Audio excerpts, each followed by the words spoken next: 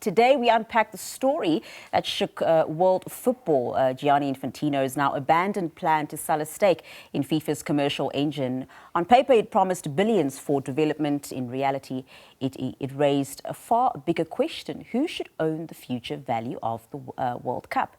FIFA says this was about growth, but UEFA, CONCACAF, as well as the Asian Football Confederation, and even voices inside FIFA saw it as a line football should not cross. For more on this, we are joined by international sports journalist Oma Akatugba and director of Magerman attorneys, Aubrey Magerman. Aubrey, a very good afternoon to you. Thank you so much for joining us here on Week Ahead. Omar, let's perhaps quickly start with you. Why do you think the stake sale news was negatively received? Because it doesn't stand in line with FIFA's ethics and FIFA's core principles.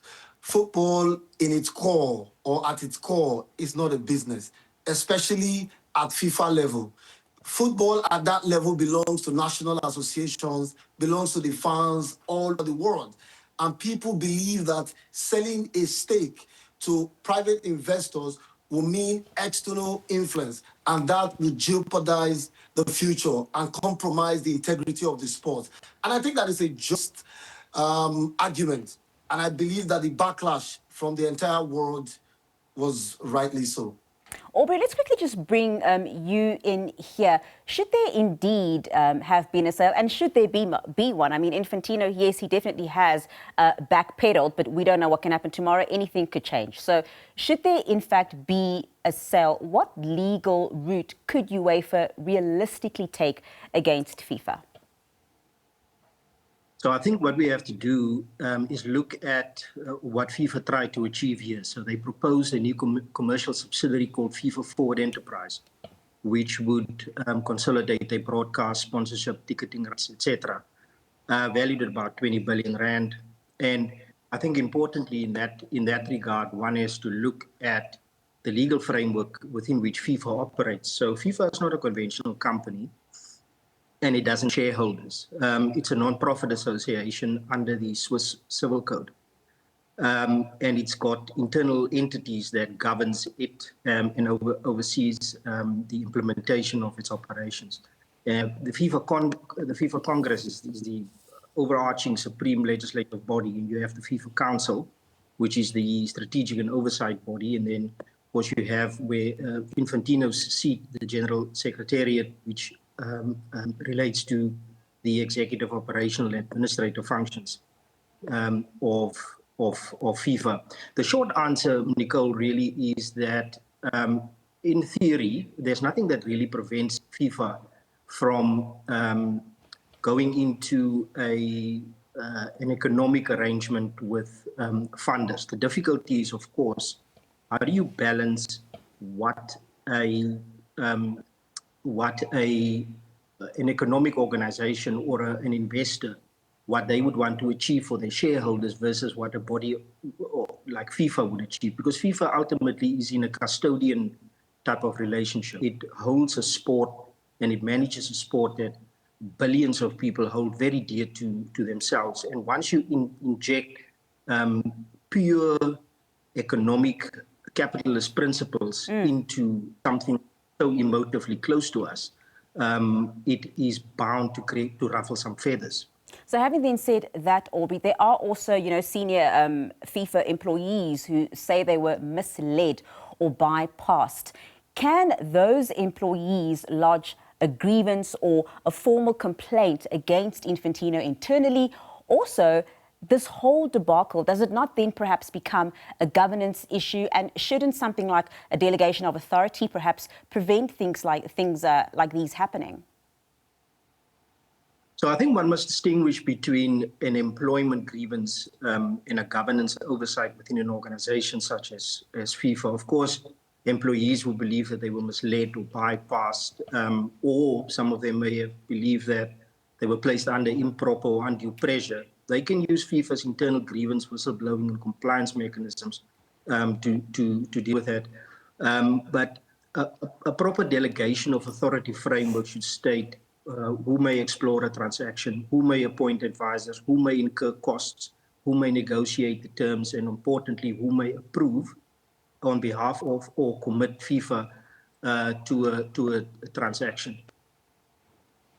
Omar, let's just quickly bring you back into this. I mean, of course, many people are also saying, FIFA's not broke. So if we look at this, what is the urgency in obtaining funds for, as Infantino said, it would have been for development, for member associations, especially when currently nearly 90% of FIFA's revised $13 billion budget is set to be invested back into football. There's a lot that FIFA currently does in terms of development for football as well. So having said that, is this then perhaps Infantino trying to reshape who controls the commercial future of football? And what does that then look like for players, for fans? I think it's a double-edged sword. I think that FIFA or Infantino's idea is to basically secure the financial future of FIFA as a body.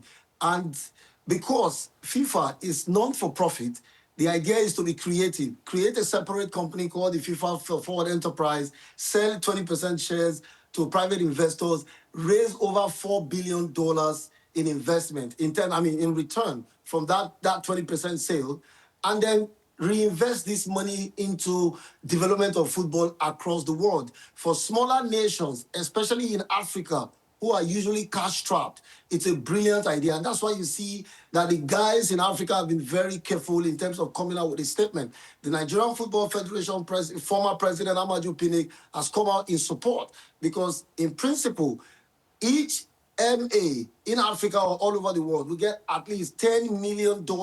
That is a humongous amount of money to be invested in grassroots football development in countries like Nigeria, Malawi, Benin Republic, Togo, Ghana, and the likes. So I think that the major purpose, according to Gianni Infantino, is to, give FIFA more financial power going forward, which in turn can be reinvested into the development of football around the world, which is the core responsibility of FIFA and many football organizations across the world, which is to develop football. And to develop football, you need a lot of money. But on the other side, the fans are going to be the biggest losers because, like we saw at the 2026 FIFA World Cup, there was so much commercial influence, which led to, fans even already complaining with the hydration break that was commercialized. We saw fourth quarter of a football game. So fans are already saying that if you allow external influence, external commercial influence, what they will put they will put their own interest ahead of the interest of the fans and the integrity of the sport. So I think that this is where the conflict is coming from. I think that on one hand, brilliant idea from an economic standpoint. On the other hand, from a sporting standpoint and in terms of the integrity and the moral ground, I don't think that it's a good idea. And that's why, on the other hand, a lot of people have kicked against it. Both parties are correct in their grievances or their arguments, in my opinion. Definitely. Aubrey, let's just very quickly, please, before we close off, let's just piggyback off what Omar just mentioned. He did say from an economic standpoint, he does think it is a brilliant idea, brilliant thinking. So I would like to hear from, yourself as an attorney. I mean, no private investor is going to put up billions into the World Cup out of charity, just for fun and games. So if FIFA sells 20% today, what kind of football decisions could quietly start being influenced tomorrow by the demand for investor returns, Aubrey? You're right. You've hit the nail on the head, Oma, as well. So, control in an organization is not just about voting rights. You can get a 20% investor with no formal rights to select teams or determine the rules and still exerts significant economic influence on that organization. And here's the real issue where the rubber meets the road. The pressure could be for more tournaments, more matches, shorter competition cycles, commercially attractive host markets, favorable kickoff times, premium ticketing, aggressive broadcasting arrangements, etc. So the danger for FIFA in this sort of endeavor would be what one can call mission drift. Decisions may remain formally with FIFA, but the definition of what is a good decision quietly changes from what is best for football to what maximizes commercial value of that subsidiary that has the investment in. And in that regard, one has to look at specific investment protections that is to be watched by FIFA and by its members. You know, in my experience, if you look at how investors influence boards and the decision making at shareholders. Aubrey, unfortunately, we are out of time. I'm so sorry. I'm very sorry to interrupt you there, Aubrey, but we are completely out of time. That is Director of Magerman Attorneys, Aubrey Magerman, as well as international sports journalist Oma Akatugba, chatting to us about the sale that did not happen at FIFA.